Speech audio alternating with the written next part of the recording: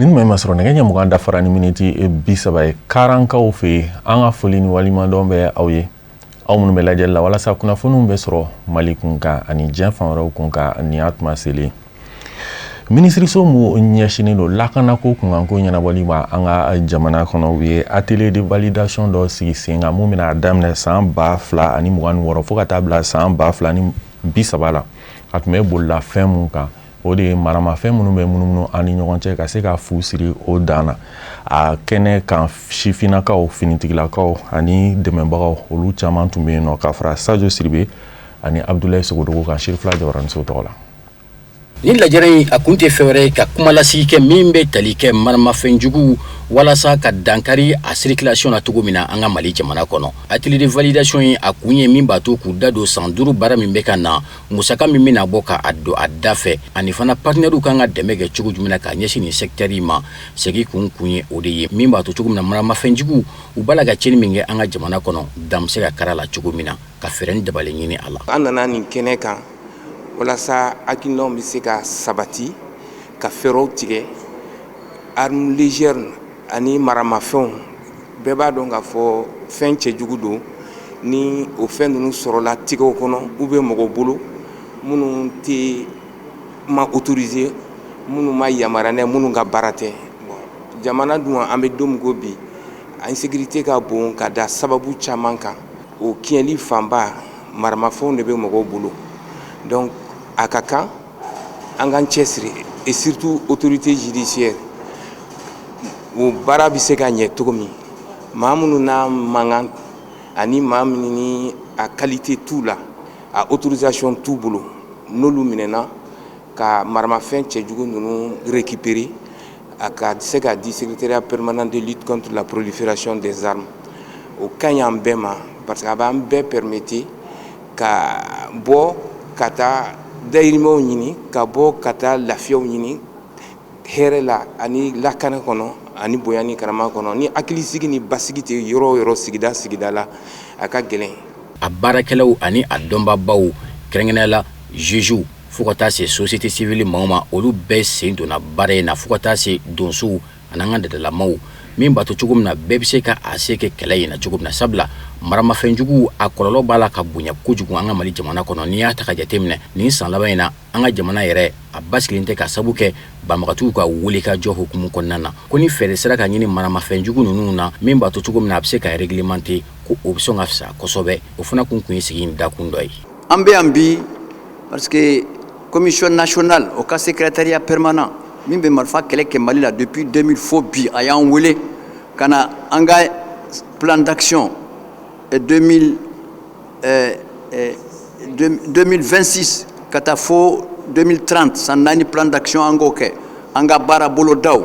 progrès minnu kɛra an bɛ a fɛn o fɛn a société civile wo a juge wo an bɛɛ min bɛ baara kɛ secrétariat permanent la a ye ɲɔgɔn kunbɛn bi ka lajɛ ka sɛgɛsɛgɛ ka se k'a fɔ ko ayiwa nin kɔni nin kan ka kɛ o ye fɔlɔ ye filanan aw minnu bɛ ka Sirifila lajɛ min ma ka lamɛn marifa kɛlɛ nin kɛlen tɛ koyi ala y'a kɛ sisan an ye secrétariat sɔrɔ. Ni atelier de validation ni a ɲɛmaya kun bɛ ministère de la sécurité de la protection civile maaw bolo a ka représentant kun bɛ kɛnɛ kan a y'a ka nisɔndiya jira ni ka tila ka commission maaw fo sabula baara min ni a bala ka kɛ Mali gouvernement yɛrɛ ka hakilinaba de ye nin min b'a to maramafɛnjugu fɛɛrɛ bɛ se ka ɲini a kɛlɛli la cogo min na an ka jamana kɔnɔ fɛn bɛ tali kɛ jamana ɲɛmɔgɔw ka dɛmɛ la ni ala sɔnna ma ko o tɛ kɔtigɛ min yɛrɛ bɛ tali kɛ commission ɲɛmaaba kan ale fana ye welewelema da kɛ ka ɲɛsin bɛɛ lajɛlen ma ko sabula kɛlɛ in a kɛli bɛ gɛlɛya kosɛbɛ ni bɛɛ ma a sen don a la i n'a fɔ sensibilisation k'o fanga bonya kosɛbɛ kunnafonidilaw fo ka taa se sifinakaw musolakaw bɛɛ lajɛlen ani fo ka taa se an ka dadalamaw fana ma donsow fana sen b'a la. Sɔgɔmada in na an ye ɲɔgɔn sɔrɔ hôtel Nord Sud la an bɛ kuma sigi ka kuma kɛ parce que ni baara o baara ni sɛbɛn t'a la baara tɛ ɲɛ donc an y'an hakili jagabɔ kɛ ka Mali fantan naani bɛɛ yala ka taa mɔgɔw hakilina ɲininka kelen kelen a bɛ fɛ baara in ka kɛ cogo di marifako kɛlɛ kan ka kɛ cogo di fɛn fɛn da kan ka don marifako kɛlɛ la olu bɛɛ ɲininkara bɛɛ ye hakilina de bɛɛ ye an kunnafonina la donc an y'olu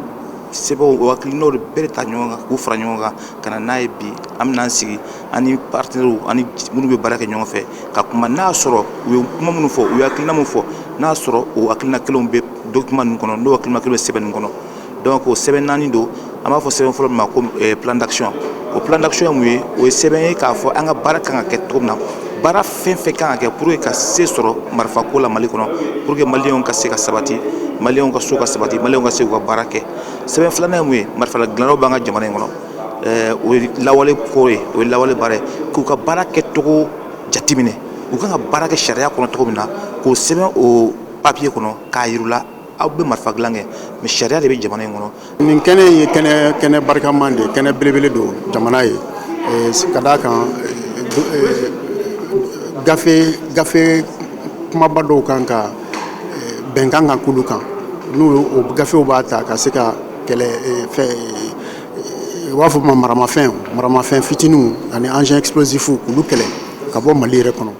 donc olu kɛlɛli aw yɛrɛ b'a dɔn tigitigi ka fɔ kɛlɛli o bɛ na ni basigi ye o bɛ na ni damu ye jamana kɔnɔ donc mɔgɔw bɛ kisi maramafɛnw tɔɔrɔ ma donc nin gafe kumaba ninnu ani laɲini minnu kan ka kɛ baɲumankɛw ni an ka jamana cakɛdabaw fɛ pour que ka dɛmɛ don secrétariat permanent de lutte contre la prolifération des armes légères olu baaraw de bɛ ka kɛ technicien kunda o kɔfɛ an bɛ tila ka taa gouvernement fɛ yen pour que ka a waleya gouvernement ka baara kɔnɔna la. Baara min ni a bɛna kɛ document 4 u bɛna kuma o de kan sabula musaka min bɔra ka financer a bɛ daminɛ 2026 ka taa 2030 la min b'a to cogo min na fɛɛrɛ ni dabali bɛ se ka tigɛ maramafɛnjugu a tɛmɛni ka dabila an ka jamana kɔnɔ cogo min na sabula a kɔlɔlɔ ka bon. Monsieur Aruna Kante a ka campagne daminɛ Sesim président nɔfɛ a kɛnɛw sigira sen kan ka bɛn ni alamisa décembre kalo tile 18 ye Hôtel Maïva Palace la Bamakɔ o kɔnɔna la a y'a yira a ka kumaw la k'a fɔ n'ale ye Sesim ɲɛmaya sɔrɔ n'o ye jagokɛlaw tɔ la soba ye k'a bɛna yɛlɛma caman don yen nɔ cogoyaw la. Sadio Sidibe ani Abdoulaye Sogoro tun bɛ Chef Fila Jabaranso tɔgɔ la. Dɔgɔnin feerekɛlaw ka soba ni a bɛ wele Chambre de commerce et d'industrie du Mali ale ɲɛmaya sigi baaraw daminɛna maa min ye cɛbɔ ye ɲinan o de ye Haruna Kante ni a y'a kanu ka kɛ cɛbɔ ye sabula a yɛrɛ m'a laɲini maaw de y'a laɲini ŋaniya min y'a bila la a y'a da don o la ka ɲɛsin a teri siraw balima siraw fo ka taa se jɛɲɔgɔnya siraw olu caman nana ka na u ka dɛmɛ ka kurakura ka ɲɛsin an balimakɛ Kante ma sabula madu ni a bɛ baara in kɔnɔ a mɛnna Kante a y'a da don kun min y'a kɛ ni a bɛna kɛ cɛbɔ ye a ka baaraw bɛna boli fɛn min k'a dɔɔni fɔ o la. Mali ye jamana ye n'an sera k'an tigɛ di ɲɔgɔn ma k'an ka sɔrɔ fɛnw don ba la o de kama fɛnɛ nin yɔrɔ in na yan n bɛ jamana ɲɛmɔgɔw fo n bɛ transition ɲɛmɔgɔw fo n bɛ président de la transition fo a n'a ka gouvernement bɛɛ lajɛlen premier ministre n'a ka gouvernement bɛɛ lajɛlen n bɛ bɛɛ lajɛlen fo ka se ministre de l'industrie du commerce ma ka bɛɛ lajɛlen fo fɛn fɛn bɛ cɛsiri la jamana in ye bi ka bɛɛ lajɛlen fo mais sira dɔ de bɔ la n'a bɛ fɔ ma ko Mali kura tasira donc an bɛ au niveau de la bi n'a bɛ fɔ ma ko vision 2063 vision 2063 tɛ dɔwɛrɛ ye ko kana ni yɛlɛma ye kɔrɔlen minnu bɛ yen nɔ a ma fɔ k'a bɛɛ ma yen nɔ mais min ma ɲi an b'o to yen min ka ɲi an b'o ta pour que ka Mali kura dilan n'o ye. Teri siraw balima siraw fo ka taa se jɛɲɔgɔnya siraw maa caman nana ka na an balimakɛ ka kɛnɛ ka a yanga bolo kosɛbɛ. Haruna Kante ni ale ye ɲinan cɛbɔ ye u y'a jira k'a fɔ ko maa don ni diinɛ ka bɔ a bolo hadamadenya fana ka bɔ a bolo kosɛbɛ o la maa min fana don a tɛ kulonkɛ baara la sabula a bɛ baara in na a mɛnna bibi na ale de fana ye Bamako jagokɛlaw ka ɲɛmaaba ye o de la u nana ka na u ka dɛmɛ kɛ ka a ɲɛsin a ma k'a fɔ k'u b'a kɔ. An ka candidat ye n'o ye Haruna Kante bon n bɛ dɔɔni fɔ a ye a kan aw ye a fɔlɔfɔlɔ ye mun ye kabini an n'a jɛra kabini an ka association n'o ye Adiza ye a ka cɛsiri kama Adiza kɔnɔ u y'a ta ka ne fara kan ka mɔgɔ 2 fara kan ani muso 1 n'o ye Madame Sumare an ka engagement kosɔn k'a fɔ a ka na a ka an ka association fɛn fɛn bɛ soumission comme marché public la qu'on a en dɛmɛ ni secteur privé mɔgɔ bɛɛ parce que n'a nana ka ca Ala fɛ hakilina min b'a la a bɛ se ka secteur privé dɛmɛ kosɛbɛ pour que an bɛ se ka bɔ nɔgɔ la donc o de y'an nakun ye an nana fana Ala y'a kɛ campagne kɔnɔna na a ye hakilina min sɔrɔ o de ye jɔyɔrɔ fɔlɔ d'an ma vice président la district la a ye baara min k'o kɔnɔna na o dogolen tɛ maa si la. An balimakɛ Haruna Kante ni candidat don maa min b'a fɛ ka ɲɛda kura di CESI ma a y'a jira k'a fɔ ko kun wɛrɛ ma kɛ k'a to ni ale kɛra cɛbɔ ye. A ka ɲɛfuli kɔnɔna na a y'a ka nisɔndiya jira k'a fɔ ko nin ye Mali kura ko de n'an dun ko Mali kura an kan ka Mali jamana ɲɛmaaw fo. Kɛrɛnkɛrɛnnenya la a ye foli belebeleba kɛ k'a ɲɛsin jamana ɲɛmaa ma Général d'armée Assimi Goïta. O la a y'a ɲini bɛɛ lajɛlen fɛ ko a mako bɛ bɛɛ ka dɛmɛ la. Mɔgɔ kelen tɛ se ka jamana in jɔ fo bɛɛ k'i tigɛ di ɲɔgɔn ma. Donc an bɛ kɛnɛ min kɛ yan bi bɛn kɛnɛ don an bɛ kɛnɛ min kɛ yan bi sewa kɛnɛ don. Mali économie bɛ yɔrɔ min na bi a dogolen tɛ mɔgɔ si la. C'est vrai ressources b'an bolo mais mun de ka kan ka kɛ an y'a yira an ka programme kɔnɔna la an bɛ fɛn kuraw bila en place minnu bɛ se k'a to jamana bɛ se ka bɔ nɔgɔ la cogoya min na aw yɛrɛ bɛɛ ɲɛ b'a la baara foyi tɛ se ka kɛ bi n'an ka mansimafɛnw tɛ n'a bɛ f'o ma ko digitalisation kɛra yelen de ye bi ka di an ma pour que an bɛ se ka an ka baaradaw jidi n'a ye cogoya min na Mali bɛ se ka an bɛ se ka an ka jamana développer n'a ye cogoya min na k'an sigilen to yan nɔ ka baara kɛ n'a ye kɔ kan o de ye digitalisation nafaba ye kosɛbɛ kosɛbɛ. Donc o tɛmɛnen kɔfɛ an y'a yira k'a fɔ sɔrɔfɛnw b'an fɛ yan nɔ u ka kan ka bayɛlɛma n'a bɛ f'o ma ko matière première jamana si tɛ se ka jɔ ni m'i ka sɔrɔfɛn don ba la o ye mun ye an k'a lajɛ bi waati dɔ kuma sera. Fɛn min ye CESIM élection ye an balimakɛ Haruna Kante a y'a ɲini a dɛmɛbaw bɛɛ lajɛlen fɛ a n'a kanubaw k'a fɔ ko a b'a fɛ yanni le 8 février 2026 ko o donni kama o de ye élection don ye ko wulafɛla ka sɔrɔ ale y'a kɛ tako kelen ye k'a b'o ɲini bɛɛ lajɛlen fɛ. Opérateurs bi yan nɔ ni kɛnɛ in kan yan nɔ a hakilinaw b'u la hakilina minnu b'u la o ye de ka jamana développer k'an ka dugukolo don ba la parce que Ala ye fɛn dɔ k'an ye a tɛ jamana caman bolo o ye mun ye tile b'an bolo ji b'an bolo ne bolo olu ye fɛn belebele de dugukolo fana b'an bolo a caman an ka kan k'o bɛɛ don ba la. An ye programme minnu d'aw ma minnu n'a hakilina bɛ taa ɲɔgɔn fɛ ni Ala sɔnna ma n'u bɛ taa ɲɔgɔn fɛ fo ka s'a dan na k'a yir'a la k'a fɔ an ka candidature min don fana a ma bɔ a ma cun ka da mun kan je crois que témoignage y'a yira an y'a préparé ka combiner donc an mago b'aw bɛɛ lajɛlen ka dɛmɛ la an mago b'aw bɛɛ lajɛlen ka wuli ka jɔ la pour que Mali kura an bɛ se k'a sira bɔ ɲɔgɔn fɛ cogoya min na. An b'o hakili jigin k'a fɔ an balimakɛ Haruna Kante nin y'ale ka campagne baaraw ninnu donni ye fo ka taa se février kalo ma sabula élection ba yɛrɛ ale bɛna boloda février kalo tile 8 min sen fɛ ɲɛmaa kura bɛna dɔn chambre de commerce et d'industrie du Mali kunna. Ka kɛɲɛ ni fanga jaso mun tun tara k'a ɲɛsi Benin jamana ma décembre kalo tile 7 tɛmɛnen n'a ma sira sɔrɔ o hukumu kɔnɔna la maa 30 ɲɔgɔn minɛna k'u bila fanga ka bolo kan o maa 30 in na a maa tila bɛɛ finitigilaka ye k'a yira k'a fɔ ko siga kɛlen don olu la karamɔgɔ Musa Fɔnba bɛ walawalali kɛ a ko kun kan. Maa 30 ɲɔgɔnna de minɛn bɛ bi a ma fanba surasiw don Benin jamana kɔnɔ ni k'u datugu u minɛna kabini décembre kalo tile 16 araba minɛni bɛ tali kɛ fɛn min kan o ye k'a fɔ Patrice Talon Benin jamana ɲɛmaa porokotoli min kɛra fanga dafiri la décembre kalo daminɛ ko u nɔ bɛ o la jakiw minnu ɲɛsin bɛ u ma jakibaw don u bɔra k'u jɔ Benin faba Cotonou kiiriblon kɛrɛnkɛrɛnnen dɔ ɲɛmaa ɲɛkɔrɔ o k'u ka jaki ka da u kan décembre kalo tile 7 tɛmɛnen Patrice Talon ka fanga porokotora ka sabu kɛ finitigilaka dɔw ye bulukusu kɛ ka don Benin jamana a jabaranizoba la k'a fɔ u ye fu siri Patrice Talon ka fanga da la wulikajɔ kɛra surasi ninnu nɔfɛ Benin jamana surasiya fɛ minnu dɛmɛ kunbɛn Nigeria jamana sanfɛ kɛlɛcɛw fɛ ani Faransi jamana kɛlɛbolo kɛrɛnkɛrɛnnen force spéciale mɔw tiɲɛ don Patrice Talon ka fanga porokotora nga ni caman jɛna a don Benin jamana kɔnɔ ma nanama sumanenw fɛnɛ na lieutenant colonel Pascal Tigiri min jateminɛ bɛ ka kɛ ka fɔ jaso yɛrɛ a ɲɛmaa ye ale taara ka dangɛ a n'a nɔfɛma caman fana u bɛ ka ɲini bi Benin fanga fɛ ko in kɛra Benin jamana kɔnɔ ka bɛn ni politiki binaku de kalayali ye ka sabu kɛ fanga sinamatɔnw fura damakɛmɛ ka jira k'a fɔ Patrice Talon ka fanga kɔnɔ bɔnɛ banfila de bɛ ka don olu kunna nin surasi 30 minnu minɛna olu dafɛ Benin jamana ɲɛmaakɔrɔ Toma Boni Yayi n'a bilamakɛmɛ fanga sinamatɔ ɲɛmaa ye o denkɛ Shabi Yayi fɛnɛ ku minɛna a lamɛnnen kɔ polosiso la a labana ka labila ntɛnɛ nga hali bi a jiramɛ k'a fɔ a nɔbɔn bɛ ka sanga ni kafo jaso in ye ko a yɛrɛ nɔkun bɛ sɔn ka ye a la. Ani karamɔgɔ Musa Fanba bɛ to ɲɔgɔn fɛ walasa ka diɲɛ fan wɛrɛ kibaruyaw dɔn.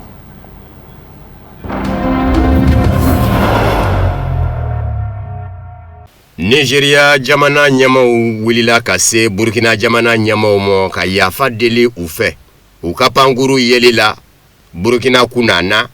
a ma ladɔnniya k'a fɔ Nigeria jamana pankuru dɔ de yera Burkina kunana pankuru in labana ka jigi Bobo Julaso pankuru in minɛ kun bɛ Burkina ma ɲɛmaw fɛ. Niger jamana ma hakili juru caninen dɔ ko Isufu Bubakari Kado Magaji ale ka laseli dɔ la resela kunnafoni di sira Sputnik Afrique ye min sɔrɔ a y'a yira k'a fɔ Nigeria jamana ɲɛma Bola Tinubu nin bɛ sɔn k'a ladi k'a fɔ a kun ye sira dɔ minɛ sira min tɛ tiɲɛ sira ye kɛrɛnkɛrɛnni ɲɛna a yɛrɛ faso n'o ye Nigeria ye o sariya sunba a y'o sɔsɔ wa diɲɛ seleke naani binna k'u ka sariyaw minnu bɛ yen a b'olu bɛɛ sɔsɔ. A ko Nigeria jamana ɲɛma ka mabila kana Burkina jamana kɔnɔ kɛrɛnkɛrɛnni ɲɛna Bola Tinubu ka ministre min ɲɛsin bɛ Nigeria ni jamana wɛrɛ ni ɲɔgɔn cɛ koɲɛ ɲɛnabɔw ma o ni mɔɔw ka na Burkina kapitɛni Ibrahim Traoré fɛ yen ka yafa deli a fɛ k'a b'a jira k'a fɔ Nigeria jamana ɲɛmaw jɔra u ka fili de kɔrɔ. Fili jumɛnw? U ye sariya sunba sɔsɔ u yɛrɛ faso la Nigeria ka Nigeria kɛlɛcɛw bila ka taa Benin yanfan fɛ ko k'a fɔ jaso balili dan b'a yɛrɛ ye ka sɔrɔ jamana ɲɛma Bola Tinubu ma i sara wasabulo la u ka diɲɛ d'a ma o fana ye sariya dɔ sɔsɔlen. A ko pankuru min yera Burkina Faso dugubala Bobo Julaso a pankuru yera ka bɛn ni kuma ye kuma min ni gwɛlɛyaba bɛ farafina cɛcɛ kana saba Alliance des États du Sahel AES Burkina Mali Niger o ma ɲɛmaw ni CEDEAO ma ɲɛmaw cɛ. N basi tɛ y'a mangi ɲininka namu bisimila n'a fɔra ko an dan tɛ ɲɔgɔn na bilen bɛɛ kan k'i cogo dɔ sa aw dɔla kelen ka pankuru ka taa pɛtɛ an kunna na an n'an bɛ mun na. Isufu Bubakari Kado Magaji Niger ma hakili juru caninen a ko Nigeria jamana wasabulo denw u ma Nigeria jamana ɲɛma Bola Tinubu musalaka kɔrɔ sanfɛ wasabulo senna o maa fanba y'i ka nisɔngoya jira a la jamana gaɲaka yanfa wasadenw olu fura dama u jɛndɛ ni a ye Nigeria jamana ɲɛma a ka Nigeria jamana lase mankan kɔnɔ kɛrɛnkɛrɛnni ɲɛna Nigeria jamana ni Benin cɛ wale kelen Nigeria jamana ni AES jamanaw cɛ. Min ye pankurunko ta fa ye Isufu Bubakari Kado Magaji Niger ma hakili juru caninen a ko ale ka faamu na Bola Tinubu Nigeria jamana ɲɛma donna fili dɔ de rɔ dɔ de fɛ Emmanuel Macron Faransi jamana ɲɛma n'a ma ɲɛ ka fɔ a yɛrɛ nana ye k'a fɔ a ka jamana kɔnɔ a dɛmɛ dɛ a jagoyara ka a ka ministre bila kana yafa ɲini kapitɛni Ibrahim Traoré fɛ.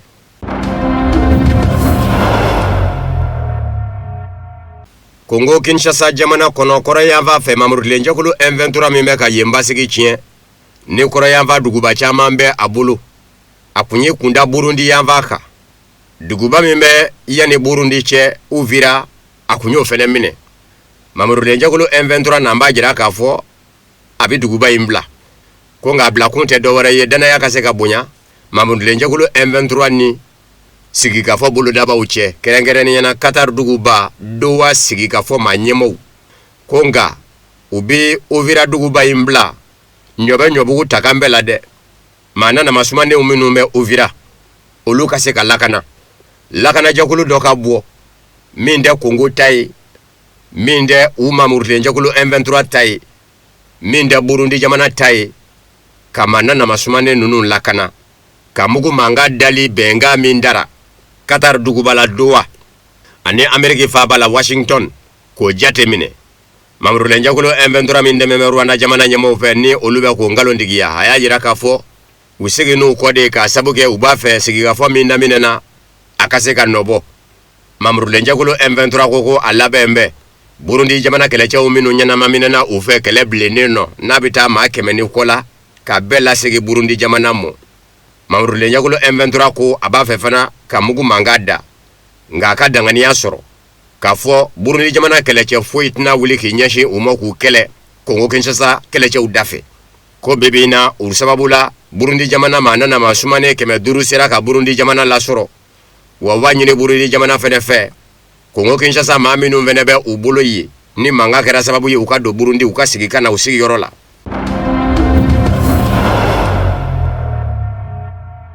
Nazara latomba Union Européenne jamana nyama ulaba bisonga Belgique jamana den kerefe ka irisila jamana halala nafolo kumaniane ko amo taka ke ka Ukraine jamana jo.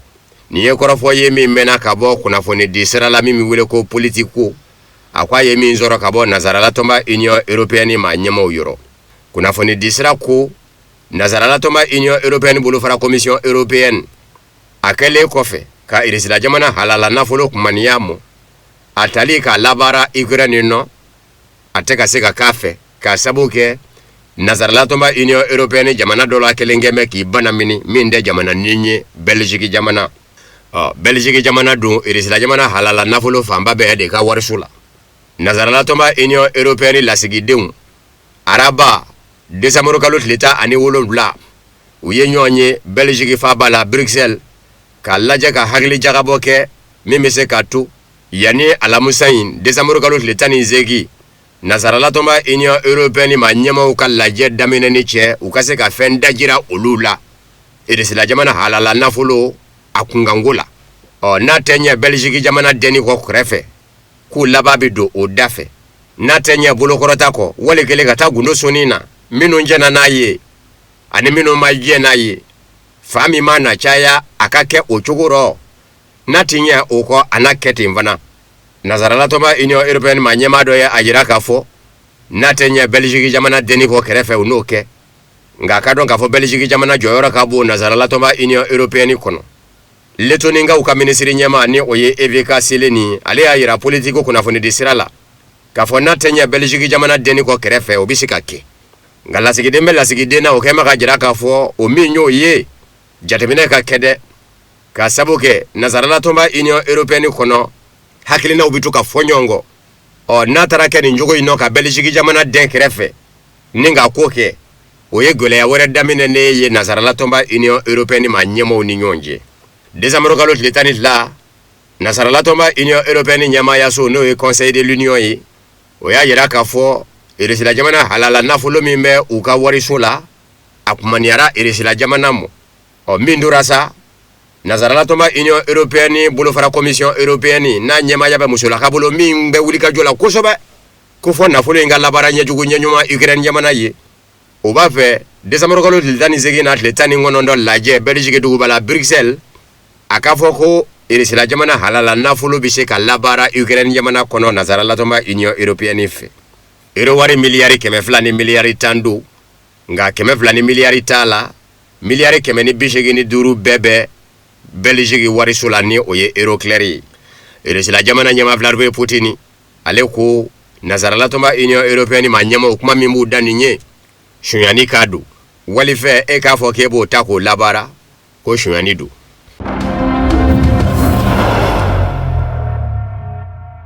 Soren Bellman Allemagne wasablo kono fanga sinamato nyamadu ako labe mi mesina Nazara latomba Union Européenne ma nyama ufe no yeka kelebulu dobo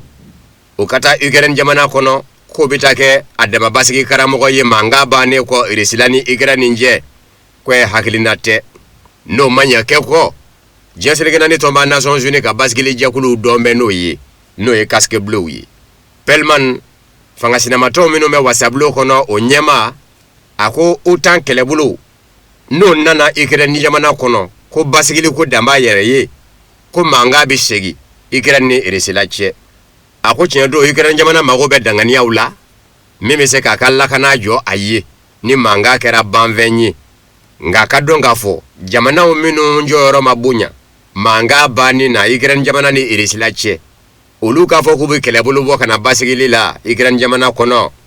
koko rebo kofe bawo irisila jamana no yeni nyanyumanye akumeka maminu ni Ukraine jamana kele nyomve uluka na ke basigi karamo wiye kwati famu fanga sinamato wasablo de una nyamai no yesoran pelmania Allemagne akaba nyini Vladimir Putin refesa irisila jamana nyama akala je kamugu mangada ni ngumaina Ukraine ni Russie cɛ Noël yɛrɛ bonya kama n'o ye chrétien ka donba ye. Vladimir Putin ka babu sentigi Dmitry Peskov kɛlen k'o kuma mɛn. A y'a yira fanga sinamatɔ ɲɛmaa Soren Perelman na k'a fɔ Russie jamana n'a bɛ da don mankan banni nɔ Russie jamana ni Ukraine cɛ o bɛ kɛ mankanba de ye badada hadada nka k'a fɔ ka kumani dɔ de kɛ ka mugu mankan da Russie jamana fɛ ko t'o ye. Ntɛnɛn Allemagne duguba la Berlin nazaраlatɔma Union européenne ma ɲɛmaw ye ɲɔgɔn sɔrɔ ye ka jɛ ka kan kelen fɔ. O gafe y'a yira k'a fɔ walasa Ukraine jamana ka se ka danganiya sɔrɔ k'a fɔ a na lakana ni mankan kɛra banfɛn ye ani Russie cɛ fɔ kɛlɛbolo dɔ de ka bɔ force multinationale o bɛ kɛ basigi karamɔgɔ ye Ukraine dugukolo kan min ɲɛmaaya bɛɛ nazaраlatɔma Union européenne kɛlɛbolo ɲɛmaw bolo a kɛlɛbolo nafolo bɔbaa fɛnɛ bɛ kɛ nazaраlatɔma jamanaw ye minnu jɛnana nafolo bɔli ye volontaires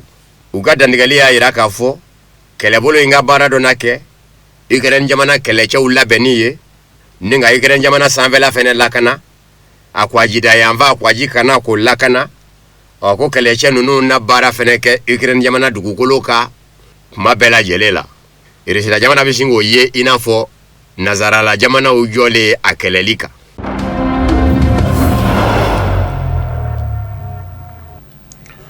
Foli kɛrɛnkɛrɛnnen bɛ kɛ k'a ɲɛsin an ka techniciens ma o fana de bɛ dan sigi bi bamanankan kunnafoniw na minnu sera ka fara ɲɔgɔn kan ka bɛn ni tuma in ma kunnafoni di so ɲɛmaa su fɛ an cɛ aw ka lajɛliw la a k'an bɛn n'Ala sɔnna ma.